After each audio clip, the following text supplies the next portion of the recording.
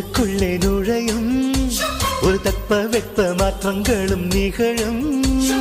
காதல் வந்து கண்ணை தட்டி எழுப்பும் அது ஊசி ஒன்றை உள்ளுக்குள்ளே அனுப்பும். இந்த காதல் வந்தால் இலை கூட மலை சுமக்கும். காதல் என்ற வார்த்தையிலே ஒன்றாய்